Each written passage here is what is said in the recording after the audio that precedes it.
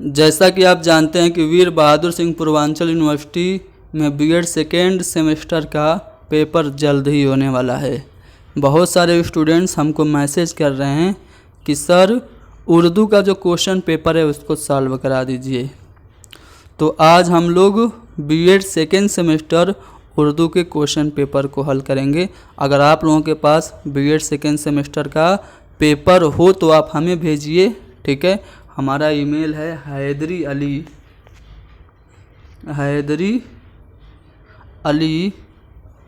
165@gmail.com। इस पे आप पेपर भेजेंगे तो उसको हम सॉल्व करने की कोशिश करेंगे, ठीक है। तो चलिए, ये जो सन 2019 का पेपर है इसके जो शॉर्ट क्वेश्चंस हैं उनको हम हल कर लेते हैं, ठीक है। 10 सवाल होंगे, हर सवाल 2 नंबर का, यानी कि यहाँ से आपके 20 नंबर के जो क्वेश्चंस हैं वो हल किए जाएंगे, ठीक है। बहुत ज़्यादा चांसेस है कि क्वेश्चन रिपीट हों, क्योंकि वीर बहादुर सिंह पूर्वांचल यूनिवर्सिटी में क्वेश्चंस रिपीट होते हैं और ये सन 2019 का पेपर है, तो मुमकिन है कि ये सवालात आपसे पूछे जाएं। तो पहला सवाल जो है वो गज़ल की तारीफ़ है। तो ये तो बहुत आसान सा सवाल है। गज़ल की तारीफ़ मैं यहाँ पे बता रहा हूँ आपको, बड़े ध्यान से सुनिएगा। गज़ल अरबी ज़बान का लफ्ज़ है जिसके मानी क्या हैं, औरतों से या औरतों की बातें करना, औरतों के हुस्न जमाल की तारीफ़ करना, ये गज़ल के मानी हैं।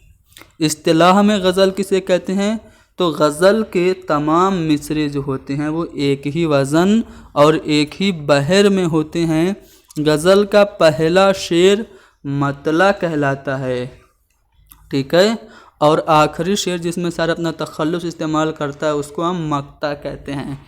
अगर गज़ल का दूसरा शेर भी हम काफ़ी और हम रदीफ़ हो तो उसको हम हुस्न मतला कहते हैं, ठीक है। चलिए आगे बढ़ते हैं। दूसरा सवाल आपसे पूछा गया था कसीदा किसे कहते हैं, तो कसीदा अरबी ज़बान का लफ्ज़ है जिसके मानी मग़ज़ गलीज़ यानी कि गाढ़ा गूदा के हैं।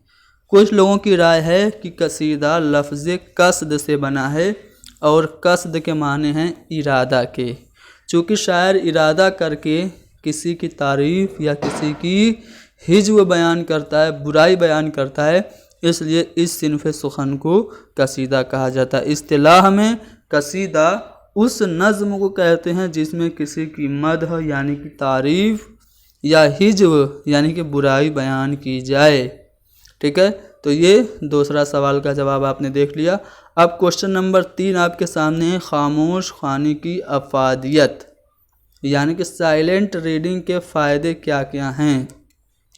तो खामोश ख़वानी के यहाँ पे मैं कुछ फ़ायदे बताने वाला हूँ। पहले उससे आपको समझना ये है कि खामोश ख़वानी किसे कहते हैं, ठीक है।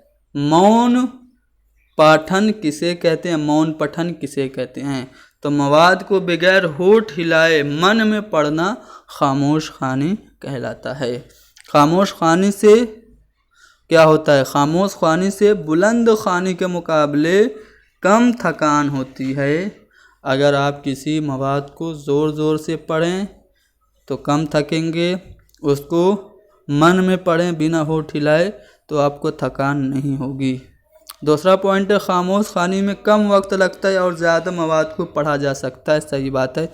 जब आप चुपचाप पढ़ेंगे तो अगर 5 मिनट में एक पेज पढ़ रहे हैं तो बोल के जब आप पढ़ने जाएंगे तो 7 मिनट आपके लग जाएंगे, ठीक है। इसी बात को ग्रे और रेस ने कहा है कि क्लास 6 में पढ़ने वाला बच्चा जब 1 मिनट में बुलंद ख़वानी में 170 अल्फाज अगर पढ़ सकता है तो खामोश ख़वानी में वो 1 मिनट में 210 अल्फाज पढ़ लेगा। यानी कि आप बुलंद ख़वानी में 170 लफ्ज़ पढ़ेंगे 1 मिनट में, तो खामोश ख़वानी में बिना होठ हिलाए अगर आप मन में पढ़ेंगे तो आप ज़्यादा अल्फाज यानी कि 210 अल्फाज पढ़ लेंगे। तो ये कोटेशन है, ये भी आपको याद रखना है। इम्तिहान में आप कोटेशन वगैरह लिखते हैं तो इससे एग्ज़ामिनर इम्प्रेस होता है और आपको अच्छे नंबर मिलते हैं। चलिए अगला सवाल देखते हैं।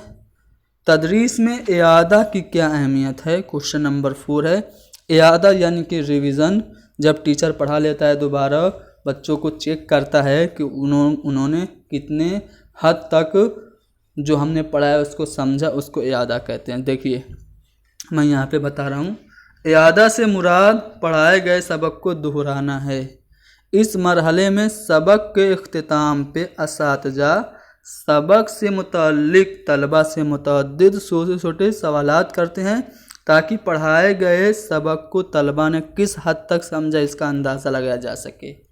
ठीक है, मान लीजिए कोई आपने टॉपिक पढ़ा, ठीक है, पढ़ाया कोई आपने टॉपिक, और पढ़ाने के बाद सबक ख़त्म होने के बाद उस टॉपिक को बच्चों ने समझा कि नहीं समझा, ये चेक करने के लिए आप बच्चों से छोटे छोटे क्वेश्चंस कर रहे हैं। तो ये क्या करवा रहे हैं आप, इयादा करवा रहे हैं। मान लीजिए आपने सोलर सिस्टम बच्चों को पढ़ाया, ठीक है, या फिर आपने फोटोसिंथेसिस पढ़ाया, कोई भी एक टॉपिक पढ़ा। मान लीजिए कि आपने फोटोसिंथेसिस पढ़ाया, ठीक है, फोटोसिंथेसिस पढ़ा लेने के बाद आप बच्चों से सवाल कर रहे हैं कि बच्चों जब फोटोसिंथेसिस की प्रक्रिया होती है कैसे होती है, जो हम सांस छोड़ते हैं कार्बन डाइऑक्साइड उसको पौधे ग्रहण करते हैं कैसे करते हैं, और जो पौधे ऑक्सीजन छोड़ते हैं, जो हम ऑक्सीजन लेते हैं उसको पौधे किस प्रोसेस के तहत रिलीज़ करते हैं। ये सब अगर छोटे छोटे आप सवाल कर रहे हैं तो ये आप क्या कर रहे हैं, इयादा करवा रहे हैं, रिवीजन करवा रहे हैं। मुख्तसर हम कह सकते हैं कि इयादा में पढ़ाए गए सबक के तईन तलबा और असातिज़ा दोनों की कारकर्दगी का अंदाज़ा लगाकर सबक को तलबा के ज़हन में पुख्ता करना है, ये इयादा है। अगला सवाल है, तदरीस में इमदादी अशिया की क्या अहमियत है, यानी टीचिंग में TLM का क्या इम्पोर्टेंस है। ये जो टीचिंग लर्निंग मटेरियल्स हैं इनको हम यूज़ क्यों करते हैं क्लासरूम में, इससे क्या होता है। तो तदरीस के दौरान जब हम TLMs का इस्तेमाल करते हैं तो इससे सबक दिलचस्प होता है, इंटरेस्टिंग होता है, बच्चों को आसानी से समझ में आ जाता है। इमदादी अशिया के इस्तेमाल से बच्चों को सबक जल्दी समझ आ जाता है और इमदादी अशिया से सबक मुअस्सिर होता है, यानी कि इफ़ेक्टिव होता है सबक और बच्चा दिलचस्पी लेने लगता है। आप वैसे ही किसी चीज़ को पढ़ाते रहिए, बच्चा हो सकता है बोर हो।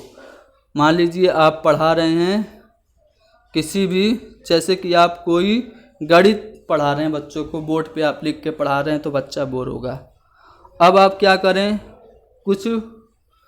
कुछ बॉक्स लेके आएँ और बॉक्स दिखा के बच्चों को पढ़ाएं। बच्चों ये 4 बॉक्स मेरे हाथ में हैं छोटे छोटे, और ये 5 कंचे मेरे हाथ में हैं।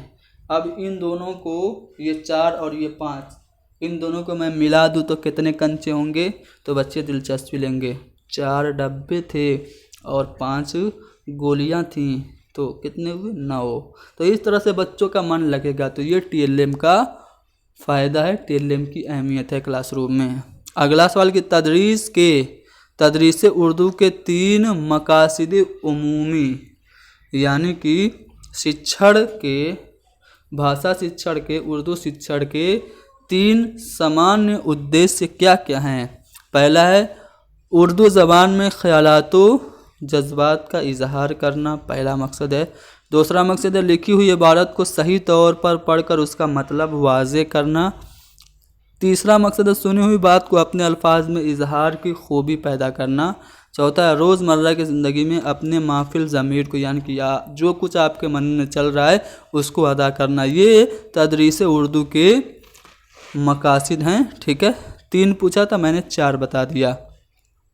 अब तदरीस उर्दू के अगर खुसूसी मकासद आपसे पूछ दे तो आप क्या बताएंगे। ठीक है, तो मौजू खा कोई भी हो, तलबा व तालबात को उससे रोशनास करा देना तदरीस का खुसूसी मकसद है। ठीक है, मान लीजिए आप उर्दू में पढ़ा रहे हैं हम्द, तो हम्द क्या चीज़ होती है, इसमें किसकी तारीफ़ होती है, ये आपको समझा देना वो खुसूसी मकसद होगा। मौजू को इस तरह से जहन नशीन कराया जाए कि वह बात उसके जहन में घर कर जाए, ये खुसूसी मकसद के तहत ही होता है। अब आगे बढ़ते हैं। ख़त शिकस्ता से आप क्या समझते हैं। तो ख़त शिकस्ता, इसको ख़त नस्तालिक भी कहा जाता है। उमूमन ये ख़त फ़ारसी अरबी ज़बान में हरूफ तहज्जी इस्तेमाल करने वाली ज़बानें इसमें लिखी जाती हैं। असर हाजिर में इस ख़त का इस्तेमाल उर्दू में सबसे ज़्यादा होता है। ये रस्मुल ख़त ईरान में 14वीं और 15वीं सदी में परवान चढ़ा था। तो ये आपको याद रखना है, ठीक है। ख़त शिकस्त किसे कहते हैं, इसके PDF मैं आपको हमारे टेलीग्राम हैदरी स्टडी पॉइंट पे दस्तयाब करा दूंगा, वहाँ से आप इसको पढ़िएगा एक बार फिर से। ख़त नस्ख क्या होता है, तो ये अरबी का मशहूर तरीन रस्मुल ख़त है जो तवील अरसा तक इस्लामी दुनिया में राइज रहा। इस ख़त को अरबी रस्मुल ख़त का बेहतरीन ख़त बराए तहरीर माना जाता है। अब नज़्म की तारीफ़, नज़्म के लुग़वी माने हैं मोती पिरोना, लड़ी में मोती पिरोना।